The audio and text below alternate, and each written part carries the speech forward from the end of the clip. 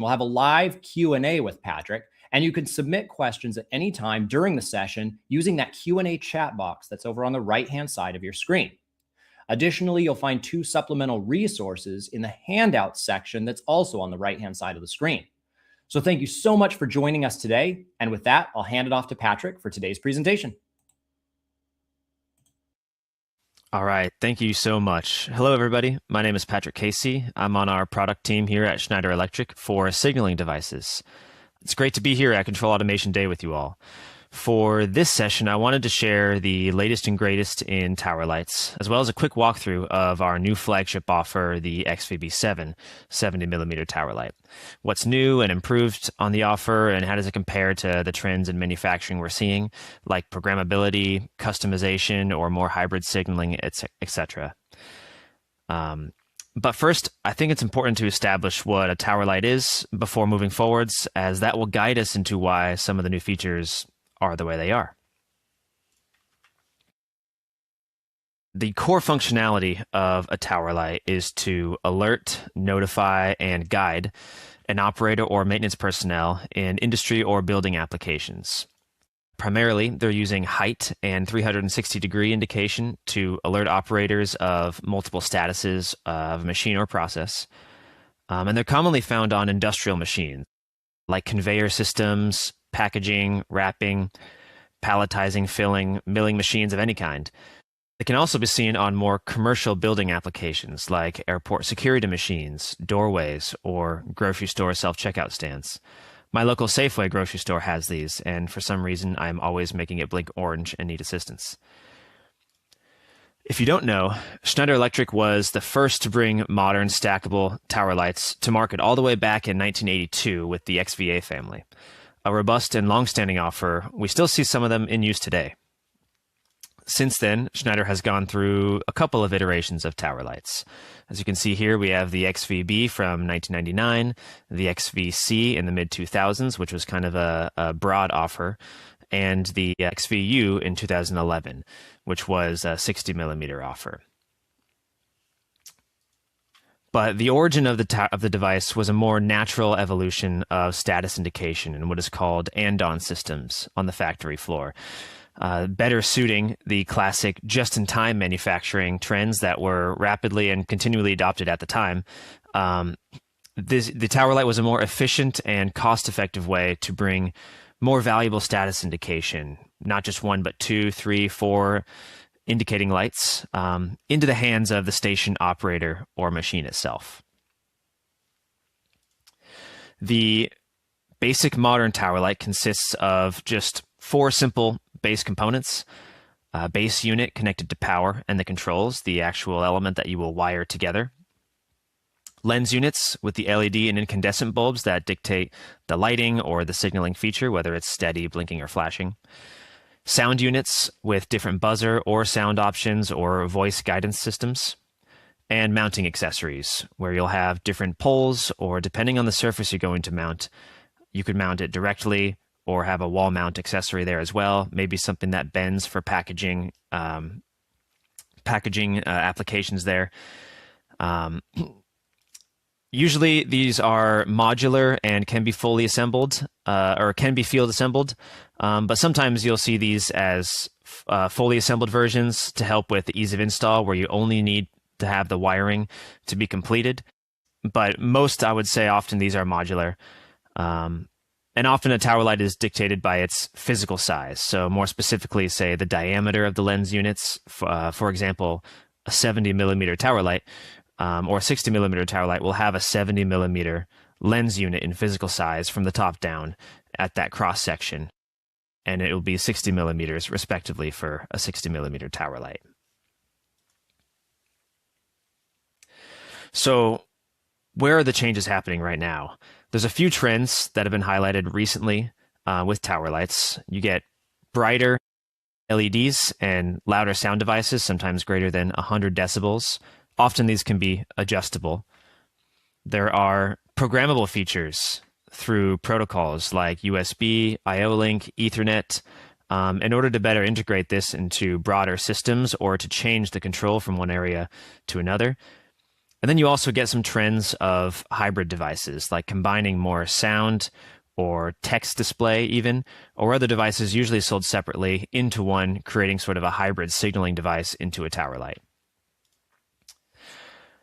Even with these trends, a tower light is still a tower light. That is because it is a cost-effective and reliable solution compared to, for instance, much more complex interfacing and signaling solutions like an HMI or a more digital solution, which brings they're great, but they bring both expense and many more points of failure into the mix. And a tower light brings low cost, simplicity, and ease of install and easy of replacement into the solution, which is what a lot of machines typically like to have there.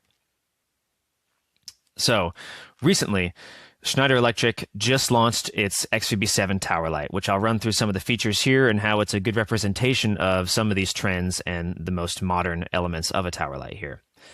The XVB7 is a 70mm tower light, modular construction, and it's one of the more modern feature-rich tower lights out there, since it adds that brightness, customizability, and flexibility there, and connected features, integrating it into different network systems there.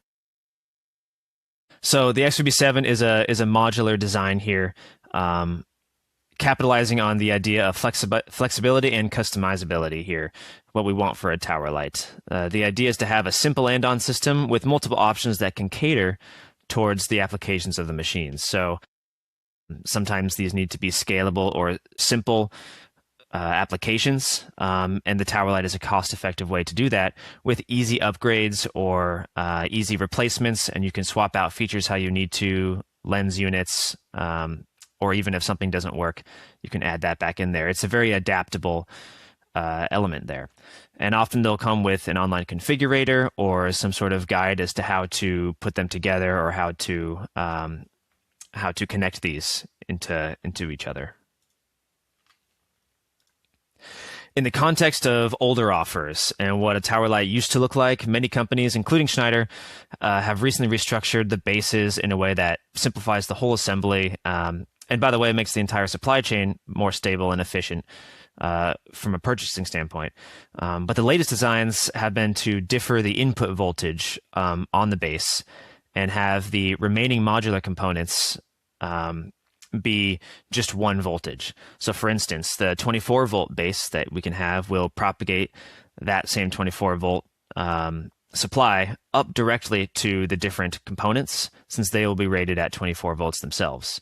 But a 120 to 240 volt base, if that's your control power, will have a transformer inside to convert to that lower voltage. So all the components need to be our 24 volt, and you can pick your base for what voltage you need or for what application you have. This helps to capitalize on making more efficient designs and a simpler and-on system that the user can work with. You also have some added applications like an IO link base with an M12 connector or a USB base with an M12 connector that goes better into an HMI application, or just a standard M12 connector there. You also start to have more flexibility with different versions of sound devices, whether it's, say, 2 tones or 8 tones, or a customizable vocal element where you could add any MP3 file that you want to really cater to some of the more complex or niche machines out there. We've even seen some self-adjusting sounders out there, just like in the XVB7. It can raise or lower the decibels depending on the ambient noise around, sometimes up to 15 or 20 decibels up or down. So if you have a big saw going on in the background, but also a machine needs assistance or needs some sort of notification sent out, it will raise that sound to make sure that people can hear that even though there is a big saw in the background or there's additional noise. Some of the new elements, too, have been the aesthetic and brightness of tower lights. Tower light is a very aesthetic-looking device. It's supposed to bring color, and it's on every machine out there, and so it adds to what people are looking at. And so one of the elements of a tower light that people are trying to bring forth and really get a little bit better is the actual structure of the lighting on the inside. So for instance, the XVB7 has a diamond structure on the inside, which previously it had the old offer had 3 different lines down the middle. It didn't quite diffuse the light up or down where the actual user is going to be on the floor, with the tower light going to be raised. And now with a diamond structure, you get a much more diffuse lighting and a brighter lighting with less power. So not only are they brighter, but they're also, by the way, more energy efficient and will use up less power per lens unit. And so this brings a very aesthetic design here. You can also have different colored bases and sound devices, whether they're dark gray or whether they're silver, or a very common color is white as well. These will bring an added coloring to the machine, and might help be a better enhancer of the different lens unit colors, depending on what you need or depending on where this device sits. The idea of the tower light is to show at a distance an indication of state of a machine or process, so that somebody all the way across the factory floor can go ahead and see these. An example of how these are put together, a modular tower light, still a modular tower light, similar construction to many of the others, but one thing that's different is the connection technology. And all of the different towers will have different pins that will go into slots on top of each other, and then you twist them closed, very similar to many other tower lights, but the idea is to reduce the amount of confusion when you do that and to make that a bit easier. So you can see on the left here, we'll have almost an expanded tower light, and all of the modular elements come together, most of them being able to twist on. If you have a mounting device, usually that's a screw-on. But I have a little video here to play that can illustrate just what that looks like at a close-up scale.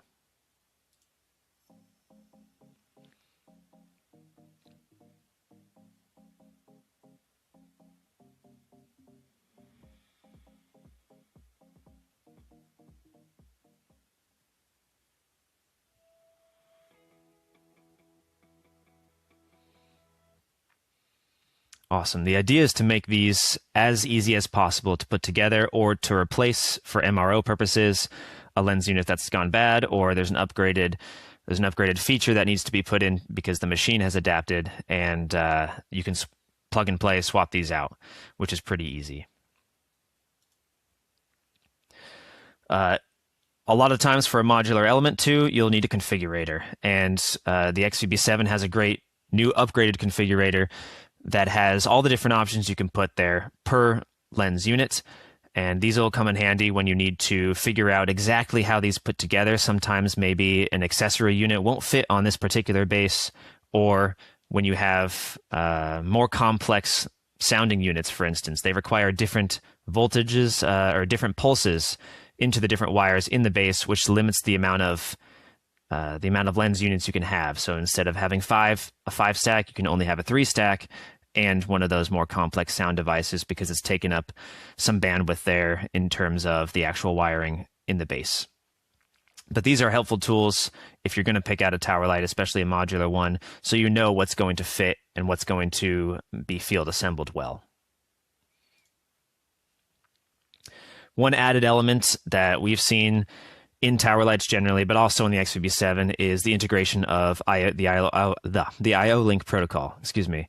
The I/O Link protocol is a growing network integration protocol here that we've seen in many different systems. And what that requires is, while you have a PLC and a I/O Link master that can read all of these, I/O Link inputs, you still need the edge devices to be able to send and receive that same protocol. And tower lights have been increasingly adding this as an option into their base units. And so the XUB7 will have an I/O Link base as well that'll have an M12 connector coming out of it that plugs right into the system, and can then be a much easier, more simplified wiring system for the tower light. Typically, there'll be an IODD file that you can download to help program the controller and the I/O Link master. You'd say identify the pin numbers and its associated functions with a user guide, and then you'd operate it with 4 light function codes that we also provide. And many of the user guides will dictate how this goes. But what's nice about this is you can customize the inputs based on what you need here from the controller. So it's a little bit simpler wiring and a little bit more customizability that has been added here. And we've seen this across the industry. Another element of customizability and connectability that we've seen in the trends is a USB-C connection. And what this is great for is direct plug and play in with an HMI. It'll still be a 5-volt USB connection, but the base will have the transformer that adds it to the 24-volt lens units. So again, always the same lens units. It's just you pick your base for the particular voltage or the application. And what's nice is that this can integrate into pretty much any different application or any third-party IPC or HMI. The idea is to make this a little bit more programmable and a little bit easier to connect into systems that are turning more digital as the world and machines and manufacturing tends to turn more digital and be more, and it needs to be more data ready and have better connections there and better control from a central hub there. One element of efficiency too is in the wiring that we've seen. The connected technology from the base. You'll have standard flying lead wires is pretty standard there, where you have different voltages go into different pins, activating the particular lens unit.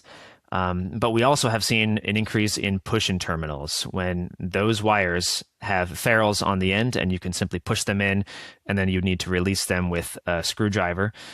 Same style wiring where you'll have one wire to one pin to turn on one lens unit.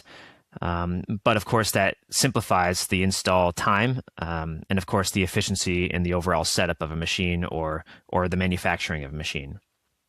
We've also seen more M12 connectors, whether it's a 5-pin or 8-pin for an IO link version or for a standard wiring, standard pulse version. This creates just a very easy plug and play, reducing the installation time by about 90%. It only takes about 10 seconds to unscrew, plug it in, screw it on, and remount it, which makes for really easy wiring setup and better control from the controller when you're trying to wire up, when you're trying to program a particular tower light. That is a lot of what we've seen here at Schneider. We're trying to promote advancing energy tech, and we've done so with our brand new XVB7 tower light. We have a whole lineup of 60 millimeter, 40 millimeter, and even some additional programmable IO link version tower lights. But the XVB7 has been a great representation of what is the newest and latest technology in a tower light. And the idea is to make things more efficient. So thank you guys for your attention today. I would like to open the floor to any questions. Thank you.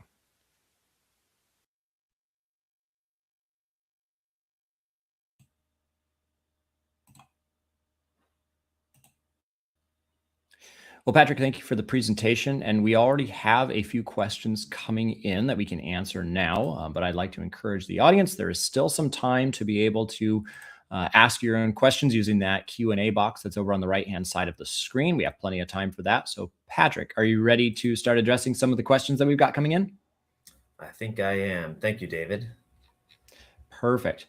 So the first question is talking about the audible side of things. So it's asking, what do you mean by customizable sound devices?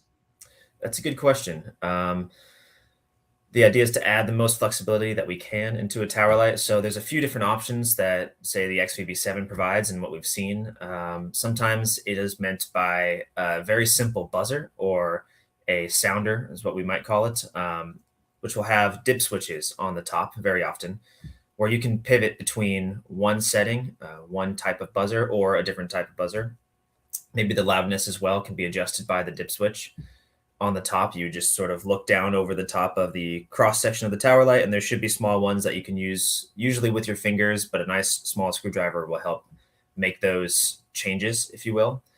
And that can really help just from a basic standpoint if you're trying to do if you need to pivot from one setting to another, you can pretty easy in the field. Though it's a very basic one where you cannot change it, though, from the input. You'd have to change it physically in the field depending on what you want. And the same voltage that goes to the pin, that goes to the sounder, will just do that one single tone unless you change it on the top. There's a couple other options, too. There's one with, say, 8 tones where it's a step up. You have 8 different options, still with dip switches on the top. But these can change also that have a bigger audible range, I should say, and a bigger volume range as well. There's also a couple other options where we have the customizable element where you're going up and down in sound for the ambient. I think I touched on that a little bit, but the idea is you can customize that to the location inside of the factory. If you're near something loud, or if you're near an office, let's just say, you can really make that apply to the area that you're in. And then also the super customizable ones, which is what I like to call maybe the more programmable ones.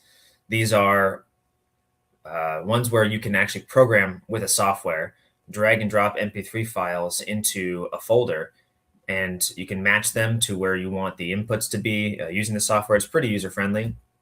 We had this before on the older XVU.